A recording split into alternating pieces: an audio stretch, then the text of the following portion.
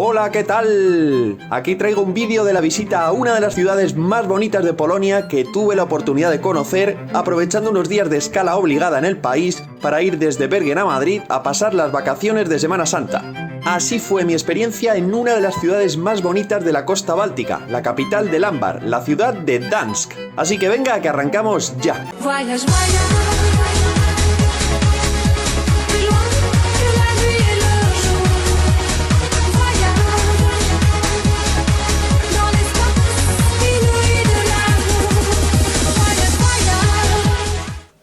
Muy buenas, pues esta Semana Santa vuelvo una vez más a Leganés, vuelvo a casa y esta vez, como no encontraba billetes razonablemente baratos que no fueran un pastizal y como las otras soluciones alternativas, que son las otras ciudades en las que suelo hacer escala o suelo parar para tomar otro avión, esta vez no había precios baratos, es decir, era una locura y para 7-8 días que son las vacaciones de Semana Santa no voy a pagar ese pastizal. Así que mirando y remirando encontré un vuelo de Bergen. ¿A dónde? ¿A dónde creéis que estoy? Pues sí, amigos, estoy en Polonia. Estoy en Polonia y estoy en Gdansk, que es una ciudad polaca que está en el norte del país y pega en la costa del Báltico, está pegando la costa del Báltico y es muy bonita, de verdad. Es una ciudad que tiene un casco histórico aquí en el centro espectacular. O sea, los edificios son una pasada. Cada calle merece la pena verla por lo menos 10 minutos y ponerse a echar fotos hasta que te canses. Y bueno, pasa un río precioso y tiene un paseo fluvial muy bonito. Y aquí estoy.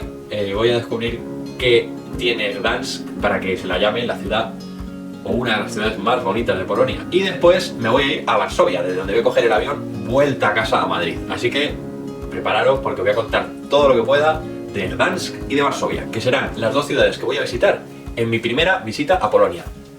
Vamos a verlo. Fundada en el siglo X por el rey Mieszko I, Gdansk fue una ciudad muy importante en la Edad Media y se convirtió rápidamente, y gracias en parte al comercio del ámbar, que se extraía de los bosques cercanos, en una de las principales ciudades de la Liga Hanseática, la mítica confederación de comerciantes alemanes que había en muchas ciudades del norte de Europa, y de hecho hoy la sexta ciudad de Polonia sigue siendo el principal puerto del país. Por ello, la capital de la Pomerania es también la capital del ámbar, y además aquí está el famoso astillero en el que se fundó el sindicato Solidaridad, liderado por el mítico Lech Walesa. Hasta 1945 se llamó Danzig y después de la Segunda Guerra Mundial estuvo primero bajo administración soviética y más tarde pasó a formar parte de Polonia hasta hoy en día. Junto con las ciudades vecinas de Gdynia y Sopot forma un área metropolitana conocida como la Triple Ciudad, y aunque me hubiera encantado visitar las otras dos ciudades vecinas, únicamente pude conocer Gdansk, que es sin duda la más interesante.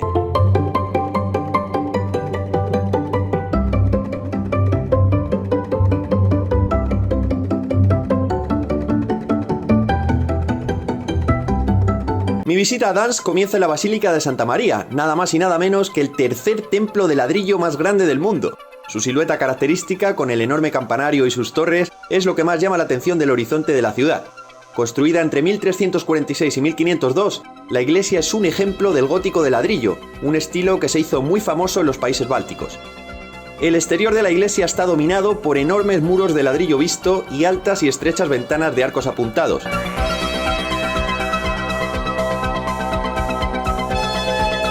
El interior tiene 3 naves y un crucero, y todos ellos son de la misma anchura y altura con bóvedas de crucería. La iglesia es de unas dimensiones enormes y por eso me dio la sensación de estar un poco desangelada y ser bastante fría. Después de la Segunda Guerra Mundial, la iglesia quedó muy dañada tras el asedio del Ejército Rojo para liberar a la ciudad de la ocupación nazi y tuvo que ser totalmente restaurada.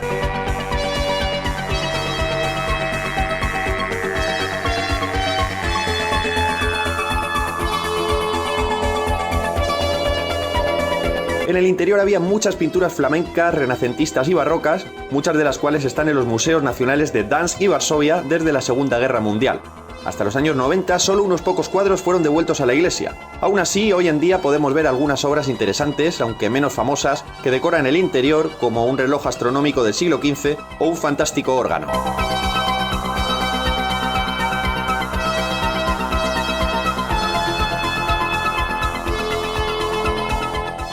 Al salir de la iglesia fui a visitar el centro urbano y llegué a la calle Chlemnitska, donde ya empiezan a verse las impresionantes fachadas de las casas que nos anuncian que esta era la zona donde vivían los ciudadanos más ricos de Dansk.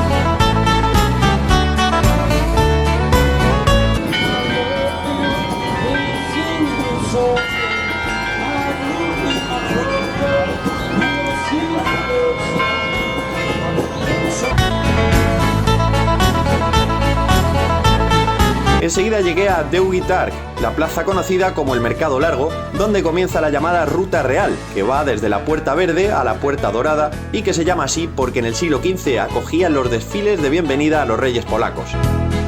De esta zona puedo decir que me pareció una de las plazas más bonitas que he visto nunca, con casas donde vivía la clase más pudiente que están decoradas con unas fachadas impresionantes y un ambiente muy animado, incluso en días tan grises y fríos como el que me encontré.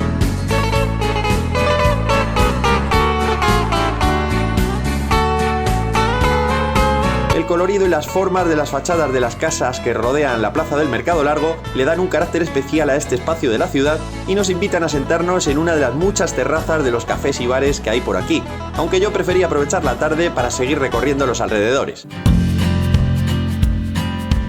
Junto al Mercado Largo está el Ayuntamiento de Dansk, uno de los ejemplos más destacados de los edificios gótico-renacentistas que tiene la ciudad. Construido en el siglo XIV, tiene 5 plantas y una torre de 83 metros.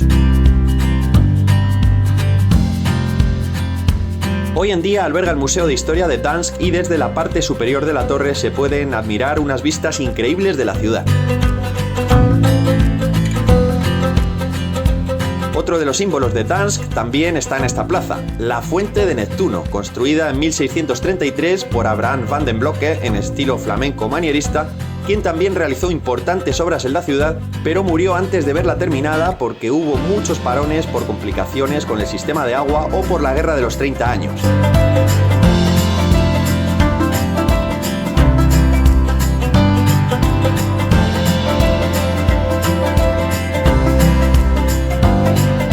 Justo enfrente de la Fuente de Neptuno están las Cortes de Artus, un edificio del siglo XIV inspirado en la leyenda del rey Arturo y los caballeros de la Mesa Redonda, que era el lugar de encuentro de comerciantes, reyes, príncipes y gobernadores de toda Europa que llegaban a la ciudad. Hoy en día es parte del Museo de Historia de Dansk y sede de ceremonias oficiales, conferencias y eventos.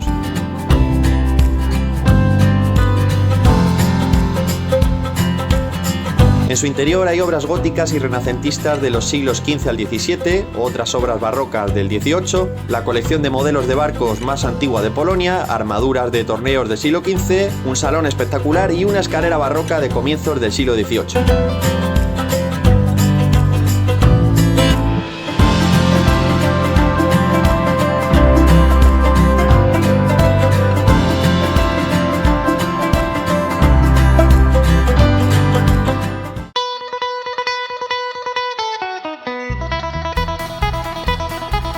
Al final del Mercado Largo y antes de llegar al río Moldova, encontramos uno de los principales atractivos de la ciudad, la Puerta Verde, otra entrada a la parte vieja de Dansk y por donde antiguamente llegaba toda la pesca.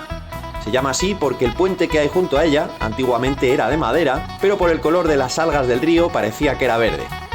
El edificio fue construido en 1571 como residencia oficial de los reyes polacos, aunque ninguno de ellos llegó a vivir aquí. Solo María Luisa de Gonzaga pasó algunas noches antes de casarse con Vladislao IV. Hoy en día alberga un museo y una sala de exposiciones y también está allí la antigua oficina del histórico presidente polaco Lech Walesa.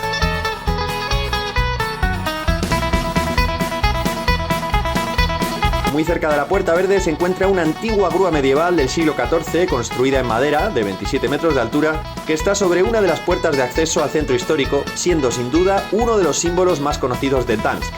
Fue incendiada en 1945 cuando llegó el Ejército Rojo, siendo reconstruida a finales de los años 50.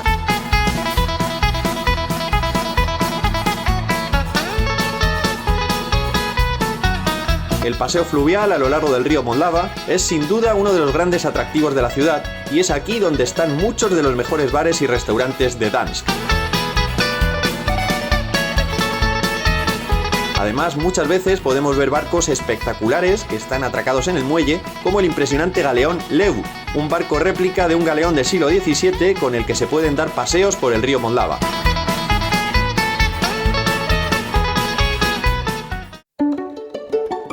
Frente al paseo fluvial hay una pequeña isla formada por los dos brazos del río Moldava antes de unirse con el río Vístula, donde había antiguamente muchos almacenes de cereal o madera que le hicieron ganar a Dansk la fama comercial que tuvo como uno de los graneros de Europa.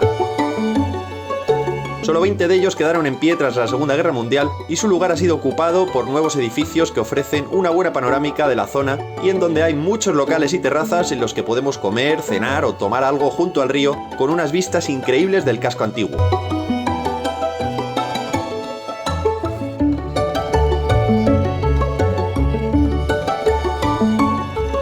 Después de haber recorrido todo el paseo fluvial, fui hacia el centro histórico por la puerta Straganiarska. La disposición paralela de las calles en esta parte de la ciudad hasta el río Moldava se mantiene como en la Edad Media. Incluso se conservan algunos tramos de la muralla medieval y las torres del siglo XII que rodeaban la ciudad principal.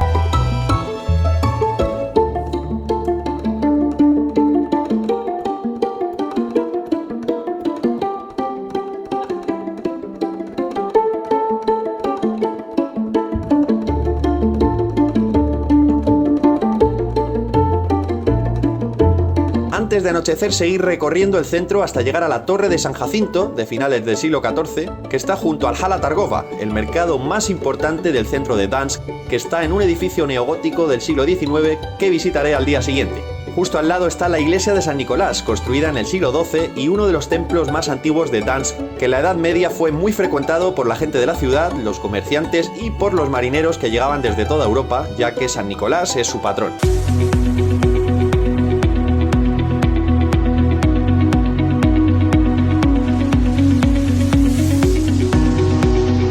Después de haber cenado en un restaurante del centro llamado Danska, decorado como si fuera un auténtico museo y con una calidad-precio espectacular, fui de regreso a mi hotel pasando de nuevo por la zona del Mercado Largo y la Basílica de Santa María.